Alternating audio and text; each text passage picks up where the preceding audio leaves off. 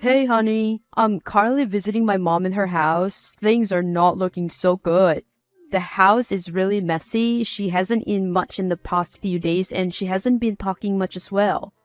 I think my father's death is really taking a toll on her. I can't see her like this. I asked if she wants to go out and do something, but she refused to even get out of bed. It's been a few weeks since my father passed. I thought she would at least start feeling better. Oh no, I'm so sorry to hear that. I guess things must be really hard on her. Maybe I can cook something hearty and send it over, then we all can eat it together. I'm sure that would at least make her feel less lonely. Yeah, I'm glad you mentioned about making her less lonely. I've been thinking about letting my mom stay with us for a little while, just until she can get better. Plus, I'm sure she'll be happy to help you out at the home too. I'm sure it takes her mind off things. I just feel like the house reminds her too much of my father, you know? It's best we keep her away from that for the time being until she's feeling better. Oh yeah, sure. If you think that's the best for her, then I guess we should let her stay with us for a while. Being close to you will certainly help her feel better as well.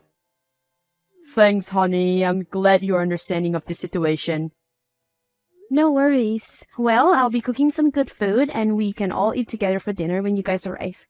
I'll prepare her room as well. Thank you. You're the greatest. I'll see you soon. You're a great son, honey. I'm happy you're willing to take care of your mom and make her feel better. A week later. Hey, Nia. I need you to help me buy something. Hi, Susan. Yeah, sure. Do you need anything from the grocery store? I'll get it for you when I pass by the store soon. Yes, Nia.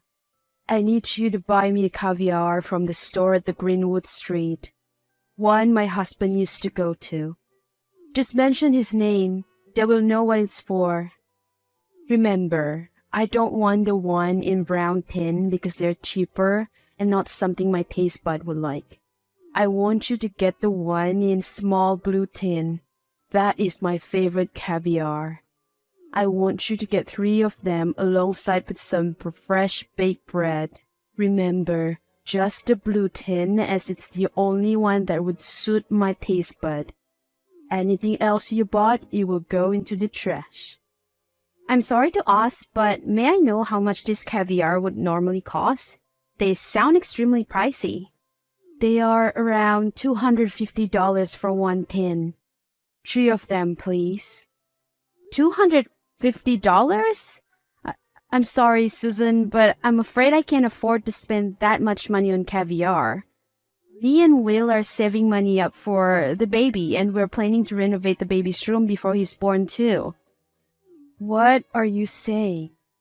Are you saying that you won't buy me the caviar then? Do you have any idea how much I've been wanting them? Are you joking with me? Is this how you treat your mother-in-law? No, it's not that. I'd be more than happy to get you whatever you like. It's just caviar is a little bit too expensive for my budget. We don't have that much money. Even Will is struggling with his business. Oh, what a sad life I'm living. My husband, who I love dearly and who can take care of me so wonderfully, has passed away, and nobody seems to care. My poor son is married to someone who can't even think of me as her own mother and buy me the things I want. My wonderful husband, he'd bring me home caviar every week and we would eat it together for breakfast and laugh together watching the television. Oh, how I miss my husband. God, oh God, why is my life so difficult? I can't even get anything to remind me of my husband anymore because my daughter-in-law can't even afford it.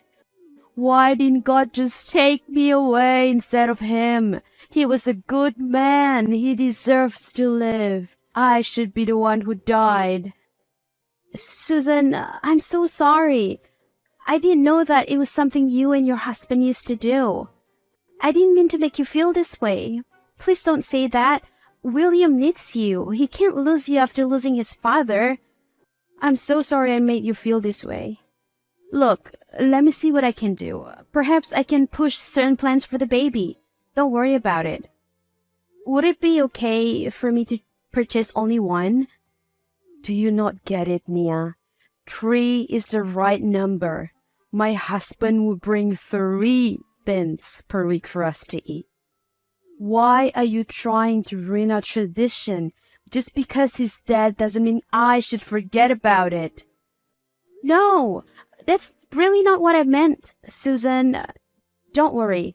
I'll try to see what I can do and get you those caviar. I'll see you at home. You better come back with those. Or else, what is the point of me living in this house if it only brings me nothing but misery? Hey, Nia, where are you? I called you so many times and you haven't been picking up. Are you avoiding me or something? Hey, Susan, I'm so sorry. I left my phone in my car when I went to the store. I really wasn't ignoring you. Is everything okay at home? Is there anything that you want for me to bring home? I can bring home some lunch and we can eat them together if you haven't had anything for lunch.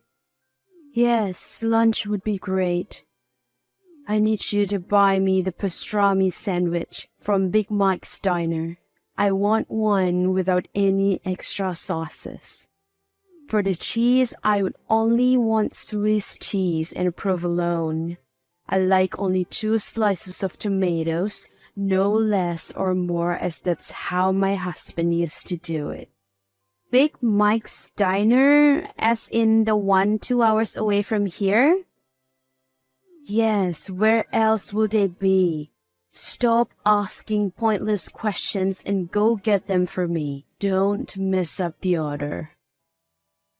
Susan, I'm sorry, and I'm not trying to be rude, but I don't think I can drive 2 hours to get the sandwich. Maybe we can ask William to get it another time when he has free time. I have a doctor's appointment in an hour. If I get the sandwich, then I wouldn't make it to my appointment. I don't care about your doctor's appointment. You can do that any time. Can't you reschedule? I really want the sandwich and I don't want to wait for another day just to eat them. I'm sorry, but I really can't. I can't just simply cancel my doctor's appointment. I need to check on the health of the baby, your grandson. Plus, I don't think it would be healthy for me to be driving that long when I'm 7 months pregnant. Excuses after excuses. Don't be such a baby. When I was pregnant with William, I did all sort of things and I am doing fine, and so is he. I know this is just one of those excuses you make so that you can make me more miserable than I already am. Why is it so hard for me to get the sandwich that my husband used to get for me? It's one of the memories left of him that can help me go through the day when things get hard. My husband would never make excuses like you. My poor son William, I wonder how he survives living with you all these years. God, why won't he just take me away? I want to be dead with my husband. I don't want to live here with this horrible woman. Susan, please don't say that. That is not true at all. I have nothing against you, and I would never want to make you miserable. Please don't wish death upon yourself. Look, maybe I can go tomorrow. I'll be freer then. I already told you. I want it today. I've been thinking about it non-stop today. Are you trying to torture me by making me wait another day? My husband would never make me wait for things that I really want. Oh God, why can't you just take me away too? Fine, Susan. I'll cancel my doctor's appointment and I'll drive to the restaurant to get you the sandwich. Please stop wishing death upon yourself. William would be heartbroken to hear that. Be quick. Don't waste my time. Hey, Susan, were you home all day yesterday? Yes. What is it now? Are you accusing me of stealing things in your house? What? No, that's not what I'm trying to say. I just want to ask you regarding the baby's room. You've seen it before when you first came. We painted it blue because the baby's a boy and we think it would suit him a lot. We even put up a lot of different toys we think the baby might like. You know where I'm going with this, Susan? Hmm. The color is hideous. I don't feel good looking at it. And I believe the baby would feel the same way as me. What are you saying now? The blue color of the room that you painted, it's hideous. It really doesn't suit the baby. It's better off with the current color. I love it more this time. So it was you who changed the color of the room without our permission? I'm sorry to say this, but that's very disrespectful. That's my baby, and I deserve to know anything before you make changes to anything. Plus, this is my house. Just because we let you stay here doesn't mean you can make all the decisions that you like behind my back. Oh, I didn't know I have to be asking permission to make changes in the house that my son lives in. What a disrespectful thing to say to me. Without me raising my son to be the man that he is, he wouldn't be here to be the good man for you. You should have been more grateful that I even agreed to stay here. I don't understand what you're trying to say. I've been kind enough to let you stay here for your healing. And you're ruining it. How exactly am I ruining your healing for you? My husband hates the color blue. It reminded him of the big blue house he grew up in. It was an abusive household. We ensure to always eliminate the color blue from our house. I don't understand why can't you do the same? Look, I'm really sorry about what he went through, and I understand how it could be hard for him, but I still don't think that it's right for you to apply the same rules to my house. It's not fair for me. Fairness? Is that all you care about? You think the world is fair when my husband is taken away from me? No, that is not what I'm trying to say. That's enough. No need to speak to me. This conversation is making things harder for me, and I don't want to deal with it. I need to speak to you about your mom. I've heard it from her. Did you really disrespect her and told her that she has to ask for permission for everything that she's going to do? That's not very nice of you. You know what she's going through. Of course I know what she's going through, but it isn't fair that I am being turned into a victim of her situation. Do you even know what's actually going on? She has been trying to take over the house and things that I've been doing. You're being too much. You know she's my mom. Please don't speak of her that way. All I'm asking you is to be more considerate of her situation. She's going through a lot. Can't you just hold back for a few weeks more until she's better? Fine. I'm doing this for you and out of respect. It's going to be James Clark Jr. Sorry? What are you referring to, Susan? The child. What? Are you talking about my baby? My son? Who else would I be talking about? The name of that child would be James Clark Jr. Wait, what are you trying to say? Sorry, Susan, but that's not what I'm naming the baby. Me and Will already discussed this in the past. We will be naming the baby Harold after my father, who did a lot for me growing up. I disagreed. He should be named after my husband. Your second child can have your father's name if you want to, but the first one should honor my husband. This is our grandchild after all. This is my father's first grandchildren as well. If you like, we can put your husband's name as the baby's middle name. That's all I can offer to you. I can agree with your request. Middle name? Is that all my husband worth to you? All he ever wanted when he was alive was to have grandchildren, but you took too long to get pregnant. Now that he's gone, I want to at least have the child be named after him. Is that so hard? At least your father is still alive. Isn't that enough for you? You know I have issues that made it hard for me to get pregnant. It's not like we did it on purpose. Will my father be appreciated only when he passed away? I'm sorry, but it's not possible. I will not change the name of my baby just because you asked me to. You have no say. How rude of you to speak to me that way.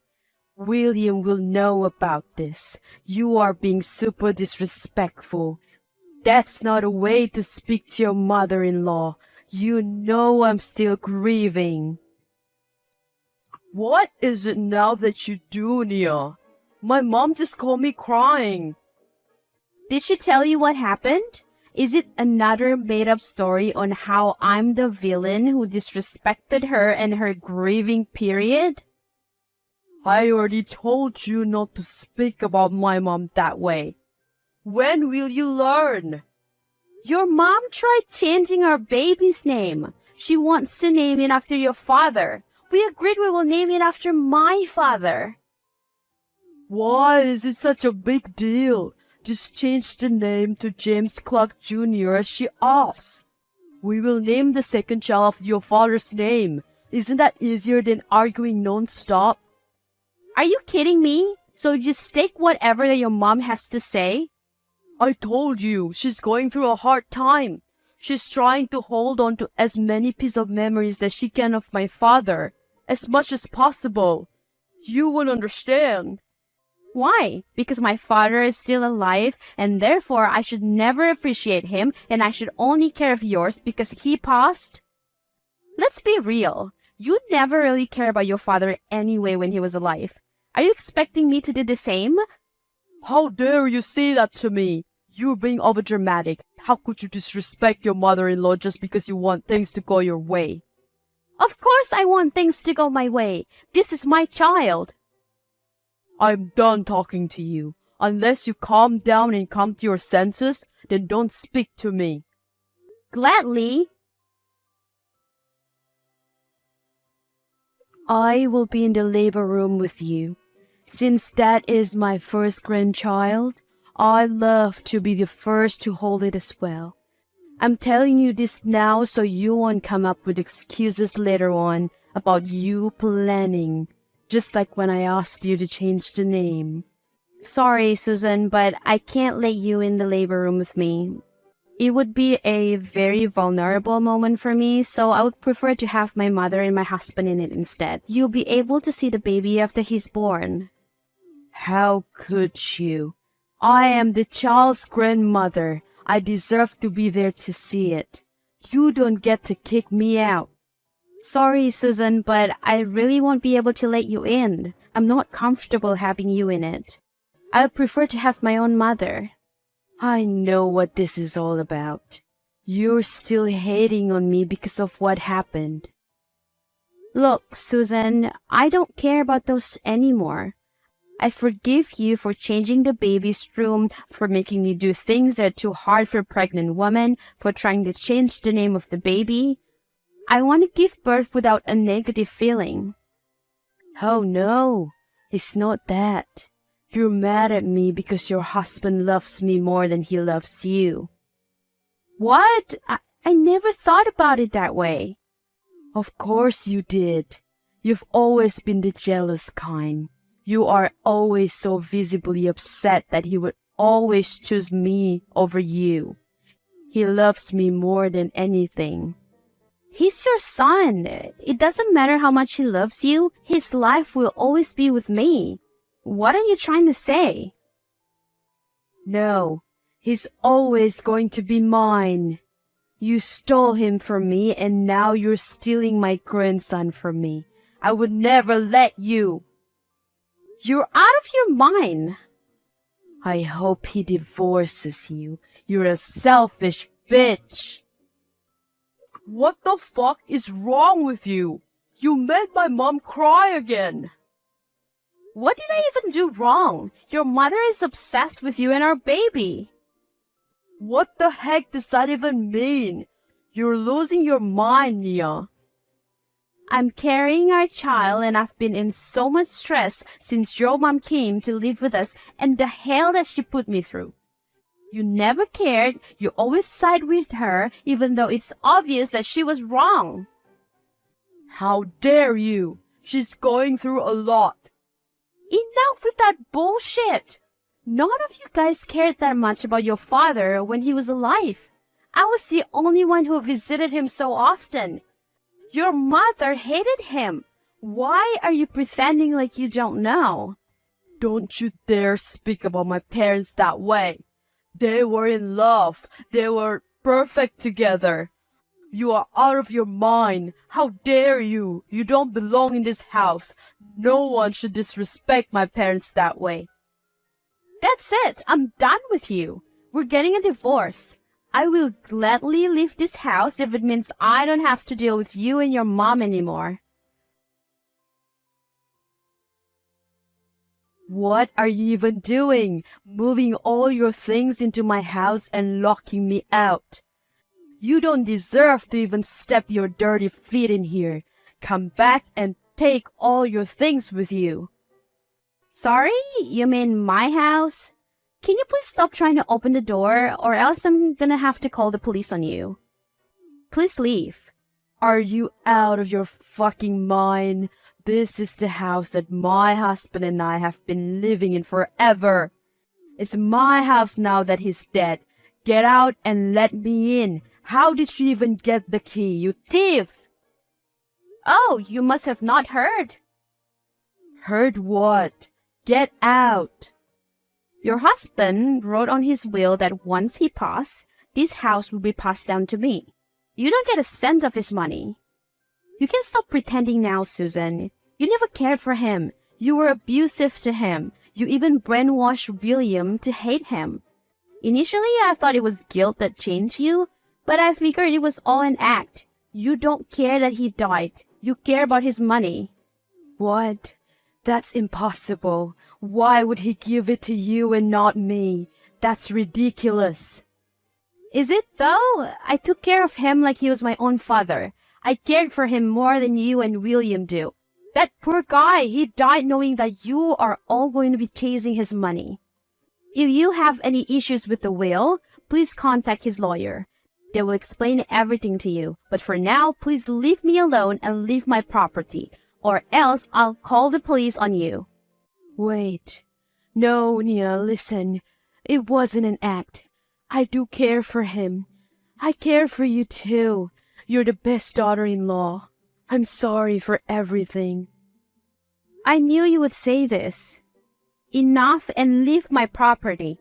The police are on their way. Honey, I'm really sorry. How did I ever miss this? You are just like your mother. Even your apology, it disgusts me. It's all about money, isn't it? No, you know how much I love you. My mother, she got into me, but I know better now. I know better now too. I know not to trust someone like you and your mother. Leave. A few weeks after that, the divorce between Nia and William are finalized. Nia was able to get full custody of her baby, and she was also able to live comfortably thanks to the inheritance that her father-in-law passed down to her. On the other hand, Susan was still in disbelief that her husband didn't pass down anything to her on his will. She even tried breaking in the house a few times, but caught by the police. As for William, he has been struggling a lot after the divorce as he realized how true the things that Nia has always said about his mother. But yet, he is still stuck with her as she has nowhere to live. both grew to hate each other and blame each other for the misfortune.